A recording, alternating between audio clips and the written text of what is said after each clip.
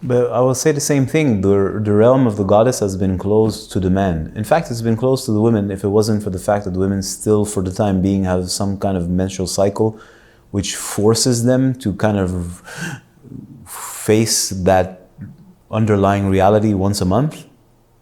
But they shut it up, take drugs, take medication, take pills, take whatever is necessary to stop it so that they can continue to become surface dwellers. This is like men, but this is not really men, but this version of men, this version of a human. They're trying to do that. Everybody's shut out. Everybody's scared.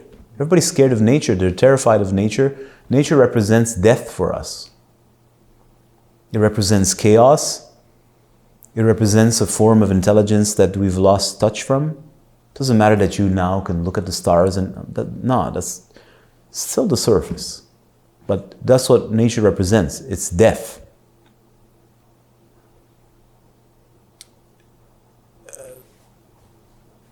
Yeah, okay.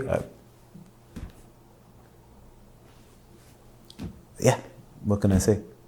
So, imagine this has been going on for generations, thousands of years. And I believe that fundamental fear is the engine that, number one, allows the nervous system to develop itself to where it's developed itself today and will continue further in this obsessive need to control. That intellectualism comes from that supreme fear.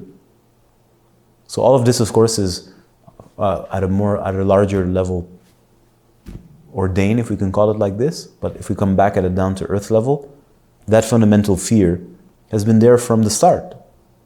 Or if it's not from the start of this age. And everybody is running away from it. And everything our society, which is the byproduct of our collective energy and efforts, is trying to do is what? Take us away from it. Protect us. Offer us a form of safety. And we've gone so far now that even the surface is not sufficient to feel safe. We need to live in a world that is not even here anymore. You have to think about this.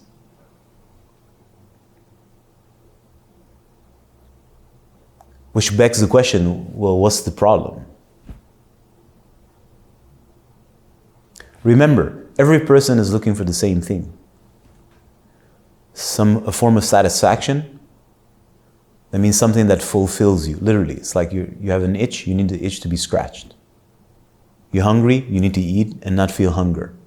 You're thirsty, you need to drink something. It's like when I was a kid, I used to love Pepsi and I'd put some ice and I could drink 1, 2, 3, 4. It never quenches your thirst because all that carbonate shit and sugar makes you more thirsty. Right? So everybody wants to satisfy something. They're not paying attention to what it is. They're not necessarily looking to what it is. Even the soul, let's say the spiritual, I don't want to talk about spiritual teachers, is another cliche. Wisdom, once upon a time used to speak about those things. Now these things are looked like criticized and eliminated, burnt, vilified. So you can't even read about it, or it's harder to read about it without your mind coming up with 1,000 reasons why this is racist or, I don't know, sexist, or God knows what. There's all these filters now. So, but at the end of the day, people are looking for something, and as you can clearly see, they're not finding it. If they were, why would we be in such a position? It's so simple. At the end, it's so simple. It's really so simple. But it's not so simple.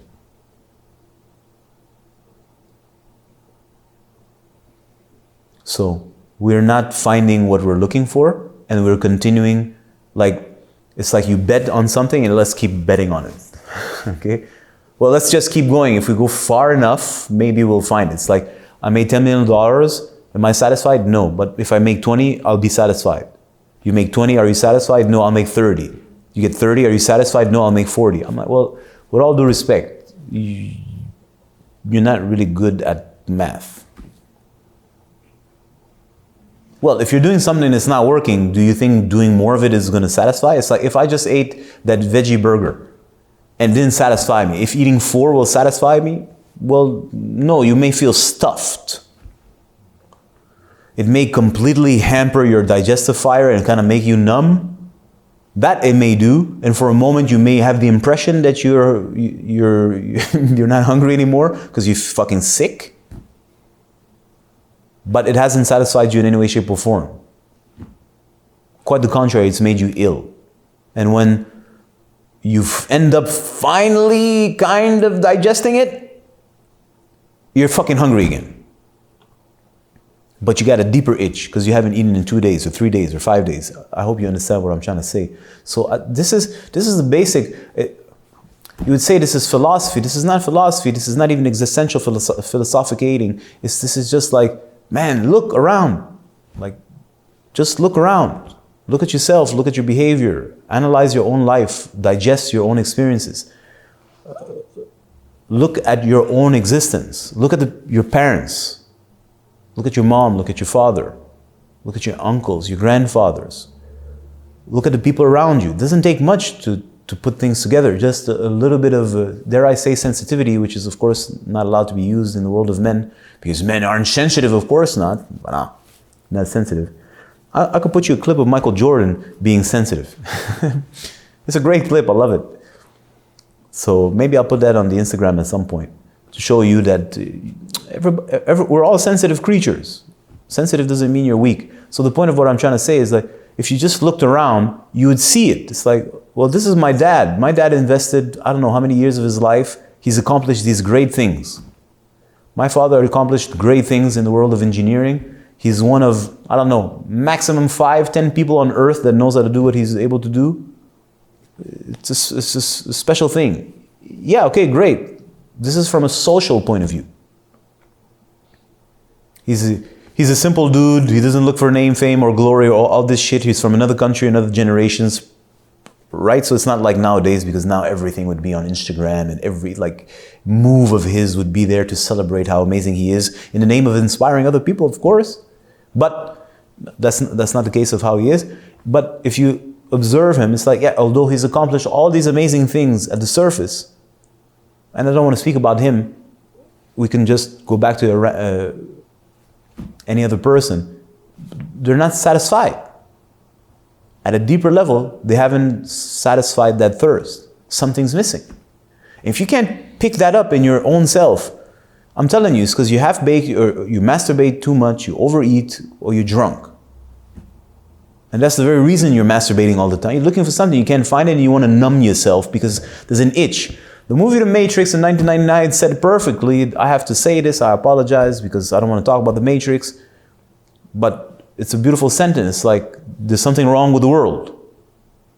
It's not really about the world, there's something wrong, something's wrong. And I don't want to talk about society in this case. I'm like, something's not working. Look around you. No matter how hard people are trying, they're never finding what they're looking for. So if you're intelligent, at some point you have to stop, forget society, look at yourself and say, well, yeah, does that make sense? So should I continue this euphoric lust, anger, ego, attachment, greed ride further, hoping that this will satisfy me? Come on, if you're intelligent, you'll understand. It's not to say you shouldn't have money also. But you're the bitch of the money. Don't you get it? You are the slave of money. Money isn't paper. It isn't a digital anything. It's a power. It's a form of currency. It's an entity. It's a thing. You're a slave to that. That's your God. How can your God be so small? And obviously, if your God was so powerful, it would satisfy you. And when I'm talking about your God of money, your God of money doesn't even consider or know anything about the goddess. Zero. It lives on top of it and rapes everything from nature and just takes and takes and takes and takes and takes. doesn't even know where it took it from because it's so fucking intoxicated with itself, like a demon. But that wouldn't even be fair to the demon, so I'll take that back. I like demons. Some demons are nice. So I remove the demon part. It's a self-intoxicated creature. Let's put it like this. It's a machine. It's as simple as that. And here you are. You never find any satisfaction. So, like I said, intelligence requires that you assess yourself. And unfortunately, most people do not have the time, do not want to take the time, are scared because when you're confronted to that, they're like, well, what does that mean? I'm like, yeah, that's exactly where the path begins. This is where the journey of manhood actually begins. You're the man, you got to go on the journey to discover what manhood is actually about. And if you think manhood is separated from life, with a capital L, that means existence. And if you think manhood is separated from the goddess, that means the woman, you need to re-examine your things. No, it's all connected. If you haven't figured out the purpose of life, you're not a man. The purpose of life is embedded in you.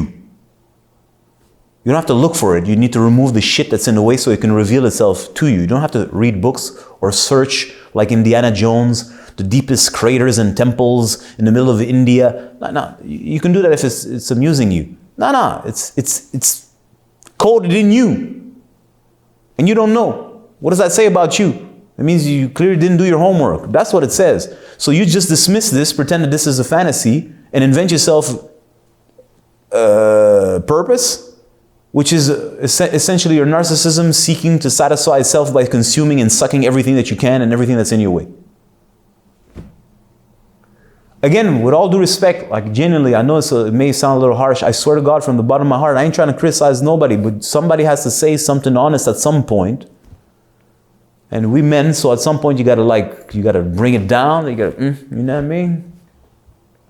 You gotta say it like it is. You're smart. You know exactly what I'm trying to say. You have to assess your situation, and you can't do that if you're intoxicated. When you're drunk on lust, you can't think straight. When you're drunk on anger, you can't think straight. When you're drunk on greed, you can't think straight. When you're drunk on attachment, you can't think straight. When you're drunk on your ego, you can't think straight. You can't actually discover what life is about, what your function in life is about, and what your function as a man is about. And that sounds deep. No, that ain't fucking deep. You're shallow. You understand? That's what I'm trying to make as a point. This isn't deep conversation. You're shallow. It sounds deep to you. It's not deep.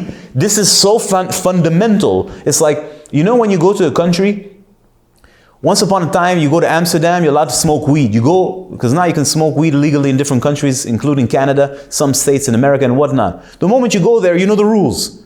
You go to Thailand and they tell you shouldn't be caught with marijuana because this is bad, and no, and you can go put arrested, and then they showed you movies of what happens to white people when they get arrested in Thailand and they get abused and screwed, right? So you have to know the code of that specific place. So when you are in this realm, there's a code of conduct. There's a basic understanding of what life is about. How is that profound? That's not profound. You at the surface, you haven't done anything. You inherited thousands of years of conditioning that has made you, me, us fucking idiots. That's the truth. This is not profound. That's the irony. It sounds profound. I'm gonna repeat this like a mantra or like a refrain in a song. This is not profound. This is the basic. And the fact that we don't know the answers to that shows you that there is a problem. In your nervous system, there is a disease. You know, people, like, you used to go to class, right? I know a girl, I swear to God, this is not a joke.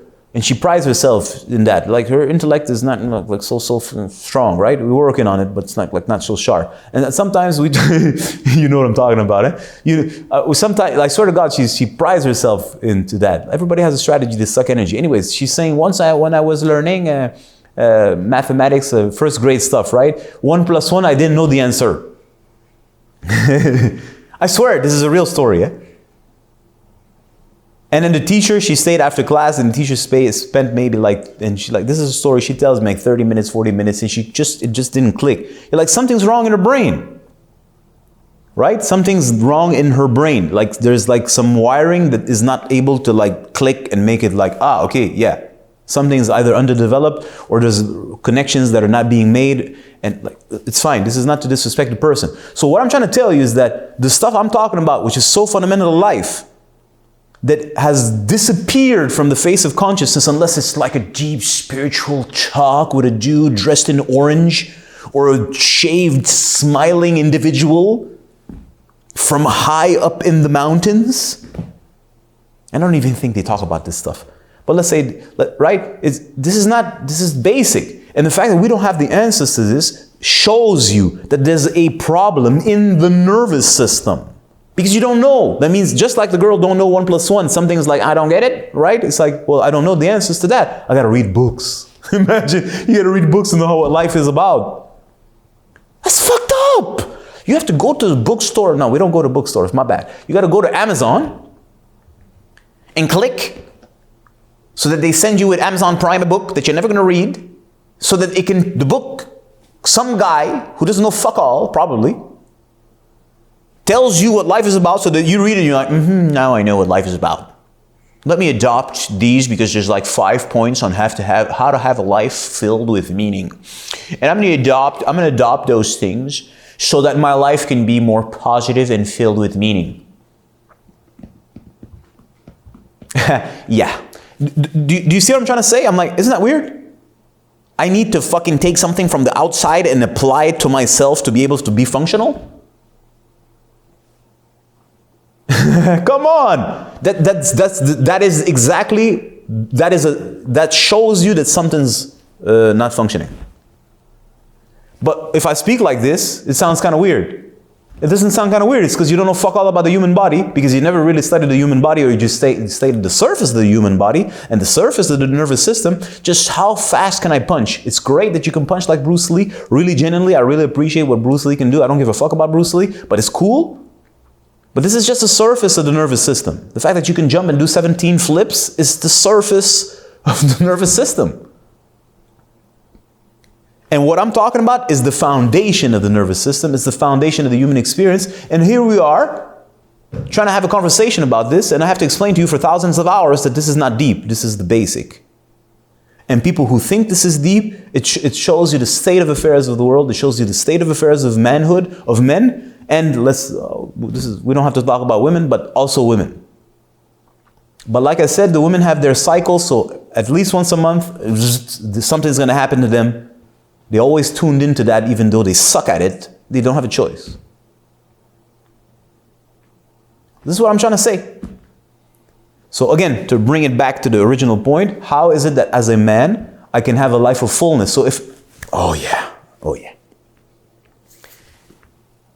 You, my brother, pride yourself with your erection. Don't you? Right? I ain't talking about you like blue pill poppers. I'm talking about you, right there. You, yeah, that's right. You got like, nobody has an erection like me. That's right. And nobody can bang that bitch just like you. Great. So an erection is your virility, isn't it? It shows how full you are. Full of manhood. If you consider what I said for like 5 seconds, and you have enough maturity to consider what I'm saying even just for the fun of it, okay? That you live at the surface of life. What does that say about your erection?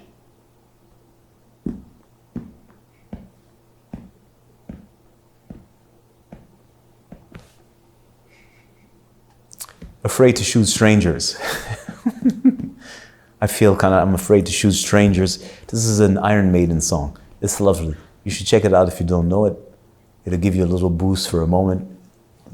It's a good little feeling while you're driving your car. Afraid to shoot strangers. I'm afraid to shoot strangers. I'm just shot you. I don't want to kill, I just shot the thigh. I don't want to kill strangers. I don't know if you understand what I'm trying to say. But men pride themselves with their erection because the erection is a symbol of their fullness. And we've established, at least I've established, and I'm trying to make you understand what I'm trying to say, to invite you to discover more about yourself so that you can actually tap into a greater level of fullness so that your erection can be supreme.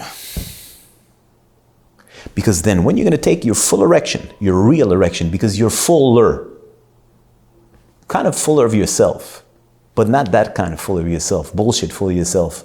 I'm talking about like, right? What do you think is going to happen when you're going to go approach that woman?